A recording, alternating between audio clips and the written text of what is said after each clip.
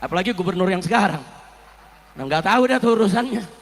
Hati-hati aja Jawa Barat jadi kabupaten atau provinsi berhala. Hati-hati, hati-hati. Ini di Jawa Barat nih sedang ada ala khatarin azim, sedang ada bahaya besar. Diganti dengan Sampurasun,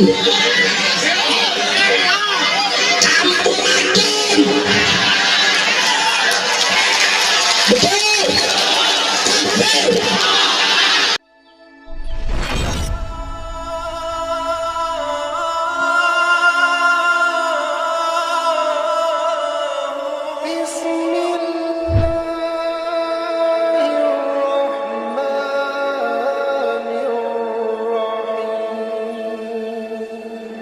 Assalamualaikum warahmatullahi wabarakatuh. Jumpa lagi dengan Bomis Polos, channel sederhana tapi bisa memberikan informasi yang lagi rame, teman-teman. Rizik Syihab nyungsep kualat karena sudah menuduh Kang Deddy Mulyadi musyrik kafir. Jadi gini ya teman-teman ya, ketika ada orang lain yang menuduh seseorang itu kafir, musyrik, sesama muslim, maka jika dia tidak bisa membuktikan, maka hal tersebut akan berbalik menyerang dirinya sendiri. Dan pada kesempatan kali ini kita akan mendengarkan pidato yang luar biasa dari Kang Deddy Mulyadi tentang hakikat Al-Quran dan Islam sebenarnya. Saya yakin teman-teman, jika Rizik Syihab mendengarkannya nih, dia akan kelojotan, akan malu 7 turunan. Langsung aja kita simak videonya sama-sama ya teman-teman ya. Ini penting untuk kita simak dan kita dengarkan sama-sama. Ini dia videonya. Alhamdulillah wa syukurillah wa nikmatillah la haula wala quwata illa billah. Allahumma sholli ala sayyidina Muhammad wa ala ali sayyidina Muhammad. Pada malam hari ini saya mengucapkan terima kasih juga dan rasa syukur dari Ciwidey, Kabupaten Bandung yang kebun tehnya banyak di Babadin. Mudah-mudahan ke depan bisa kembali hijau karena Quran mengajarkan hijau, dan saya lihat Kabupaten Bandung juga bajunya hijau, makanya alamnya tidak boleh berubah, harus tetap hijau. Karena dari alam yang hijau akan mengalir air yang jernih dan putih. Saya ucapkan terima kasih, dan nanti keajudan saya tadi sudah membaca Quran dengan baik, saya nanti nitip 50 juta. Karena untuk mencapai tingkatan itu lama. Tapi kalau yang tadi ngaji tadi adalah Bupati Kabupaten Bandung, saya kasih 100.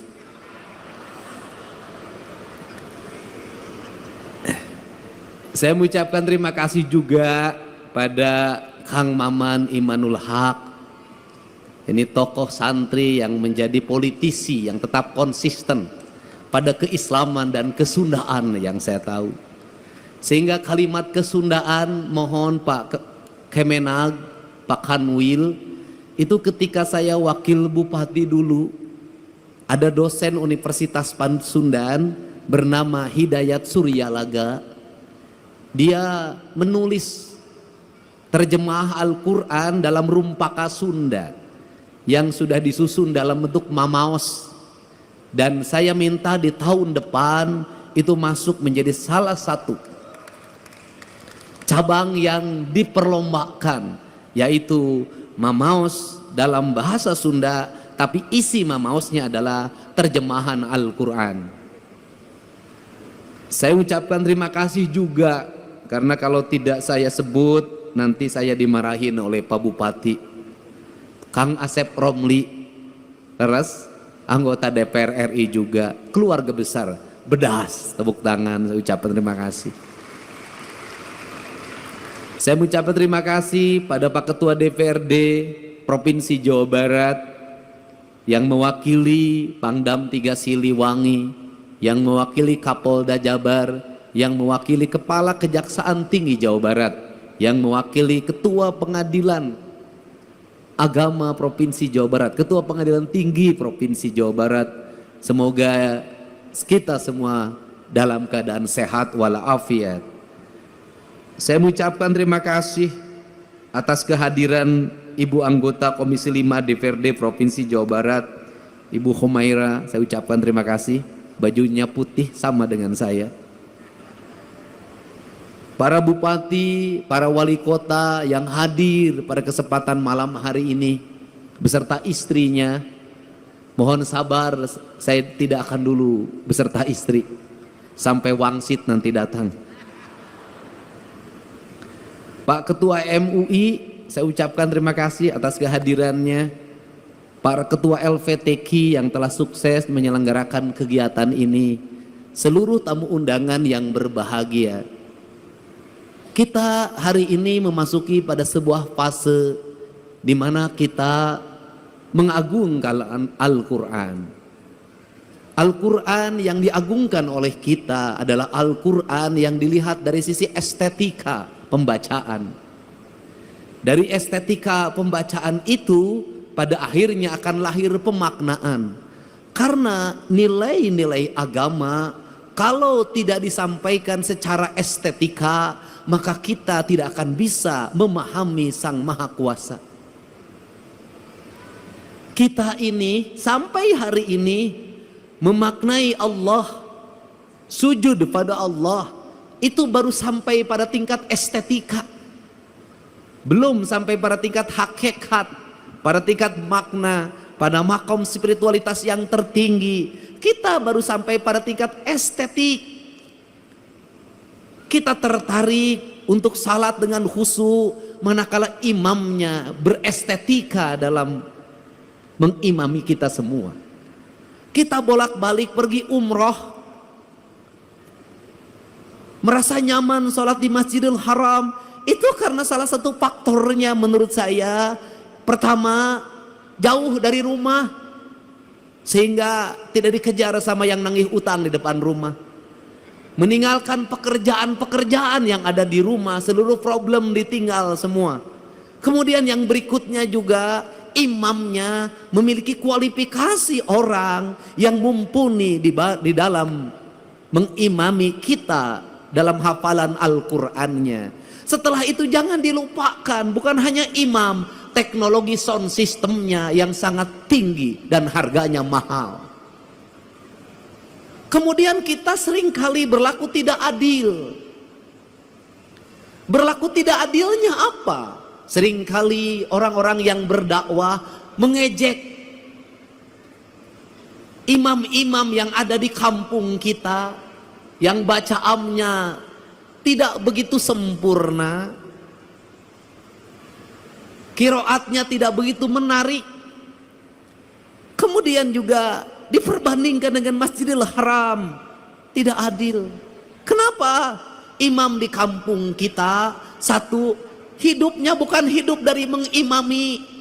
Ngimaman macul terus kah sawah, ngimaman poe pare itu kahujanan, ngimaman pamajikan di imah gogorowokan. Dia tidak fokus menjadi imam. Yang itu yang pertama, artinya dari sisi keikhlasan dia lebih ikhlas dari siapapun, tanpa digaji oleh DKM-nya, tanpa digaji oleh negara. Dia mengabdikan diri secara total menjadi imam, menjadi khotib, mengajar anak-anak di surau, mengajar anak-anak di pengajian-pengajian. Menurut saya bisa jadi yang dekat dengan Allah adalah dia, bukan yang di Masjidil Haram, tanpa membandingkan. Kalau yang di Masjidil Haram berapa gaji dalam setiap bulan? Rumahnya dijaga, kemudian dia spesifikasi imam, kemana-mana didampingi, lebih gagah dari gubernur Jawa Barat. Wajar. Aki-aki di Ciwidey, subuh-subuh kudu hudang, adana gogorok-gokan, nges adan capek-capek wenu datang hiji-hiji acan. Anu tukang umroh ge da teu datang di lembur nama rajin soten keur umroh. Kemudian ada satu peristiwa ini yang azan di masjid, saking pusingnya ketika azan subuh tidak ada yang datang, kemudian dia berinisiatif adzan jam 9 pagi. Pada waktu adzan jam 9 pagi semua orang datang, ngamak. Sia gelo, cenah moanya adan jam 8, ada naon sia teh. Si aki yang adan jawab, si anu gelo mah. Ku aing di adanan subuh sia teu datang, di adanan jam 8 sia datang. Artinya bahwa negeri ini tidak kurang orang-orang saleh. Siapa orang-orang saleh? Orang-orang saleh adalah orang yang setiap hari tekun mengajar ngaji anak-anaknya di surau-surau, di tajuk-tajuk, di langgar-langgar. Orang yang tekun setiap hari azan, orang yang tekun setiap hari ngimam, orang yang tekun setiap hari khutbah, meskipun jamaahnya terbatas, tapi dia tidak pernah datang ke bupati untuk meminta honor. Itulah orang-orang hebat di negeri ini. Jadi kalau kita ingin minta doa, mintalah doa pada dia, karena dia teruji menjadi orang yang ikhlas dalam hidupnya. Kalau kita ingin mencium tangan, ciumlah tangan dia, karena tangan dia lebih suci dibanding tangan yang lain. Dia mau mengorbankan diri dan waktunya demi peradaban, demi pendidikan, dan demi masa depan. Apa yang hilang di negeri ini hari ini? Yang hilang bukan orang yang hanya tartil baca Quran, tetapi yang hilang adalah tradisi mengaji. Seiring dengan pertumbuhan waktu, maka tumbuhlah di Indonesia modernisasi Al-Quran dengan metodologi pendekatan Iqra. Cara cepat menghafal Al-Quran, cara cepat membaca Al-Quran, prosesnya ditinggalkan. Lahirlah wisuda-wisuda TKA dan TPA di mana-mana, baik secara syiar, baik, hebat secara syiar, hebat. Tetapi di balik itu masjid-masjid sepi dari anak-anak mengaji. Tetapi di balik itu surau-surau kosong dari anak-anak mengaji. Tetapi di balik itu mereka tidak mengenal dan tidak dekat dengan masjid. Kenapa? Karena mengajarkan Al-Quran tidak di masjid. Karena mengajarkan Al-Quran tidak di surau. Akhirnya mereka yang penting bisa baca Al-Quran, tapi kedekatan emosi dengan masjidnya hilang. Akhirnya mereka jauh dari masjid. Yang kedua, hilangnya apa? Hilangnya proses.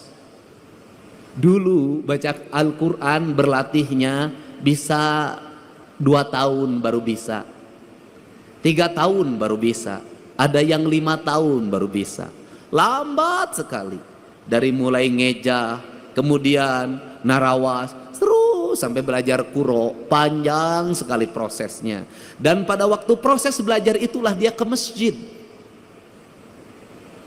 Dari proses itulah masuk perjalanan spiritualitas, kedekatan guru dengan murid, berlatih membaca Al-Quran, kemudian ada tingkatannya, ada yang levelnya pertama diajar pada level kedua diajar pada level yang level ketiga diajar pada level yang keempat. Maka waktu maghrib yang kurang lebih 1 jam itu efektif untuk membangun 3 generasi. Generasi ngeja, generasi narawas, generasi yang kemudian belajar kuro, dan generasi yang lebih tinggi dari itu. Prosesnya berjalan, maka anak-anak tidak lepas dari masjidnya. Kemudian gurunya bukan hanya mengajarkan Al-Qur'annya, gurunya mulai mengajarkan makna. Maka anak-anaknya dilatihlah belajar puasa, belajar tirakat. Maka Al-Quran identik dengan pembelajaran tirakat, pembelajaran puasa. Kemudian pembelajaran tirakat itu apa yang dilahirkan? Maka Al-Quran itu tersublimasi dalam pikiran,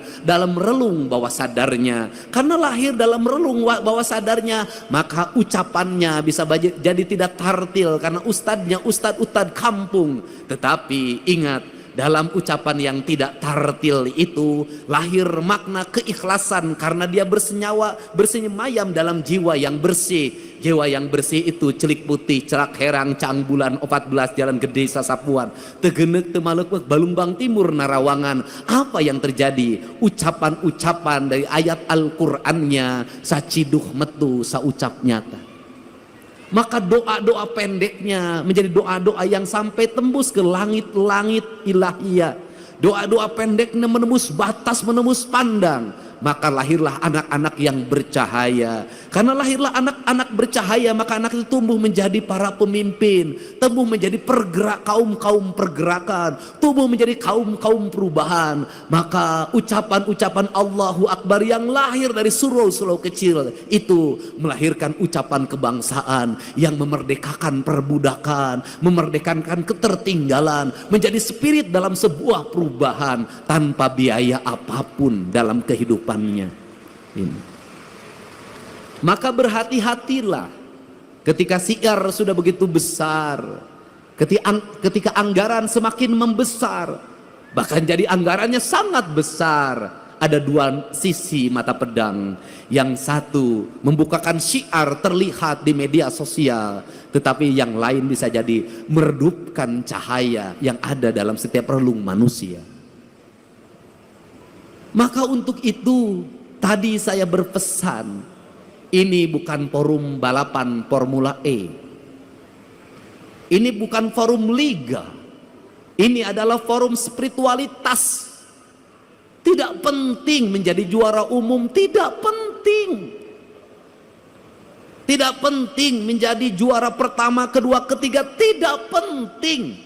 Tetapi yang lebih penting dari itu adalah Al-Quran masuk dalam cahaya ketua penyelenggara, sehingga ketua penyelenggaranya menjadi adil dalam tindakannya. Al-Quran masuk dalam cahayanya Gubernur Jawa Barat, sehingga Gubernur Jawa Barat bertindak adil dalam kebijakan-kebijakannya. Cahaya Al-Quran masuk ke relung hatinya Bupati, maka tindakannya menjadi adil. Dari gerakan membaca Al-Quran ini, maka terbebaslah orang-orang miskin, terbebaslah anak-anak yatim, terbangunlah peradaban hidup yang silih asa, silih asi, silih asu. Maka disitulah Al-Quran menjadi cahaya. Karena Al-Quran menjadi cahaya, maka Al-Quran bercahaya. Karena Al-Quran bercahaya, maka cahayanya terhampar. Maka Al-Quran tidak hanya dipahami tulisan yang ada dalam mushaf, yang kita lombakan, yang kita pertahankan, yang kita cium ketika ingin membacanya, yang kita simpan di atas kepala kita, yang kita simpan di rekal, dan ketika kita tidak berwudu maka tidak berani menyentuhnya. Kayak saya NU, tidak berani menyentuhnya. Tetapi di balik itu kita memahami gunung-gunung itu adalah hamparan Al-Quran. Sungai Citarum itu adalah hamparan Al-Quran. Sawah-sawah yang terhampar adalah hamparan Al-Quran. Matahari adalah hamparan Al-Quran. Bulan adalah hamparan Al-Quran. Bintang adalah hamparan Al-Quran. Seluruh yang ada, makrokosmos dan mikrokosmos adalah hamparan Al-Quran. Dan semuanya mereka bertasbih kepada Allah, yang dalam setiap waktu dia berucap Subhanallah walhamdulillah wala ilaha illallah. Kalau sudah seperti itu, maka surau-surau itu menjadi lentera penggerak. Kalau sudah seperti itu, maka kita adalah manusia yang paling bersyukur. Kenapa? Kita manusia yang paling bersyukur. Al-Quran diturunkan di Jazirah Arabia, di tanah yang tandus dan kering.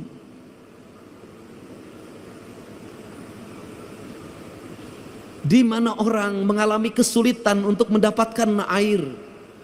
Kisah Nabi Ismail dengan Siti Hajar, bagaimana dia harus bolak-balik antar Safa dan Marwah untuk mendapatkan air. Begitu beratnya untuk mendapatkan air. Rumput-rumput mengering, batu-batu bertebaran, debu-debu berserakan. Di tempat-tempat di mana manusia mengalami kekeringan alam, lahirlah kekeringan hati, lahirlah kekejaman. Maka Allah menurunkan cahaya yang paling lembut hatinya, yang paling lembut hatinya. Siapa? Rasulullah Shallallahu Alaihi Wasallam. Lembut. Karena kelembutan itulah Al-Quran diturunkan. Tidak mungkin Al-Quran turun, nur cahaya kebenaran yang hadir ke hatinya Kanjeng Rasul. Kalau Kanjeng Rasul tidak memiliki kelembutan hati yang lebih lembut dari sutra apapun, tidak mungkin. Maka dari kelembutan itu lahirlah ucapan-ucapan yang lembut. Dari ucapan-ucapan yang lembut itu lahirlah ucapan-ucapan yang indah. Dari ucapan-ucapan yang indah itu mempengaruhi pikiran manusia lewat telinganya. Karena lahir gelombang elektromagnetik yang dipancarkan dalam kekuatan spiritualitas. Di mana angin-angin yang keras, debu-debu yang bertebaran dikalahkan oleh gelombang Al-Quran yang mempengaruhi pikiran manusia. Maka Allah itu berbuat adil. Al-Quran diturunkan di tanah tandus itu. Tetapi Al-Quran yang dikirimkan di tanah tandus itu dibawa lewat pendekatan budaya, tanpa kekerasan, tanpa peperangan, bercerita tentang kisah Ramayana, bercerita tentang kisah Mahabharata, bercerita tentang kisah Pandawa, ada dalam sosok Dharma Kusuma. Maka dicanangkanlah yang disebut dengan dua kalimat sabda. Dua kalimat sabda itu disebutnya layang damus kalimus syada, yaitu yang diletakkan pada pikiran seorang pemimpin sebagai nilai ajaran. Nilai ajaran itu melahirkan Pandawa 5, yaitu Dharma Kusuma, Bima, Arjuna, Nakula, lan Sadewa. Lahirlah gerakan politik kebudayaan para wali, mengenalkan agama Islam lewat pendekatan kebudayaan. Lahir simbol-simbol silib, sindir, sindang, siloka, sasmita. Kenapa? Karena dia berhadapan dengan masyarakat Sunda, masyarakat Nusantara yang tidak terbiasa dengan bahasa kasar. Dia terbiasa dengan bahasa simbol, bahasa makna. Karena dia terbiasa bahasa simbol, bahasa makna, maka masuk dalam ajaran, dalam pembelajaran. Quran pun disampaikan dalam pembelajaran dan ajaran. Kemudian rasa hormatnya ditinggikan. Quran diletakkan pada sebuah derajat yang sangat tinggi, diletakkan dalam lingkungan peradaban sederhana pedesaan. Lahirlah di kita. Apa keuntungan kita? Keuntungan kita lebih dari orang Arab. Keuntungan kita lebih daripada jazirah Timur Tengah. Kenapa keuntungannya? Kita mendapat dua. Satu, kita mendapat Al-Quran sebagai sebuah produk nilai ilahiyah yang memiliki nilai estetika yang sangat tinggi. Tetapi juga kita dilahirkan pada sebuah alam Pasundan yang sangat indah. Ketika Quran bercerita tentang air yang jernih di surga, ketika Quran bercerita tentang hamparan gunung yang indah di surga, ketika Quran bercerita tentang buah-buahan yang nanti ada di surga, seluruh cerita-cerita itu sebenarnya adalah realita hidup yang kita dapati. Itulah Ciwidey, itulah Cipanas, itulah Pangalengan, itu realitas dunianya. Untuk itu, karena kita sudah diberi peradaban surga yang nanti akan kita sampai surga keabadian, maka pesan saya, kalau mencintai Al-Quran, rawatlah Cipanas sebagai simbol surga kesucian. Rawatlah Ciwidey, rawatlah Pangalengan, rawatlah gunung-gunung itu yang melahirkan air yang mengalir, bak sepenggal tanah yang diturunkan dari surga. Rawatlah pohon-pohon itu, karena itu adalah alam yang digambarkan oleh Allah dalam Al-Quran. Jangan terbalik. Satu sisi kita sangat memaknai Al-Quran dan menghormati Al-Quran sebagai ayat yang tertulis, tapi di sisi lain tangan kita merusak alam, padahal itu adalah ayat yang tidak tertulis. Jadi saya tidak mau lagi dengar ke depan. Mudah-mudahan saya akan berusaha dengar Cipanas, berubah pikirannya menjadi jelek. Dengar Ciwidey, berubah pikirannya menjadi jelek. Dengar Pangalengan, berubahlah pikiran menjadi jelek. Saya ingin ketika mendengar itu, maka denyut nadi kita berkata, ya Allah, ku dapatkan surga di tanah Sunda. Suatu saat surga itu tetap akan terjaga sampai aku bertemu denganmu di alam surga keabadian. Prinsip kemahaindahan. Untuk itu saya mengucapkan terima kasih. Pada hari ini kita bersama-sama memaknai makna-makna Al-Quran, memasukkan Al-Quran dalam relung batin kita sebagai bentuk cahaya atau nur yang menuntun kita dalam indera alam bawah sadar kita. Karena indera alam bawah sadar itu pada akhirnya akan senantiasa menjadi petunjuk, dan petunjuk itu akan lahir bagi orang-orang yang menjaga rasa dan cintanya. Karena petunjuk hanya akan lahir pada orang-orang yang memiliki kelembutan hati, kedamaian jiwa, dan ketenangan relung diri. Maka peliharalah Al-Quran, simpanlah dia di relung hati kita, dalam isi denyut jantung kita, sehingga hidup kita senantiasa mendapat petunjuk. Dengan kalimat kata orang Sunda, memahami Allah dalam orang Sunda, pahamilah dari sisi Rahman dan Rahimnya saja sudah cukup. Insya Allah akan hidup tenang, tentram, dan bahagia, walaupun tetap menjadi duda.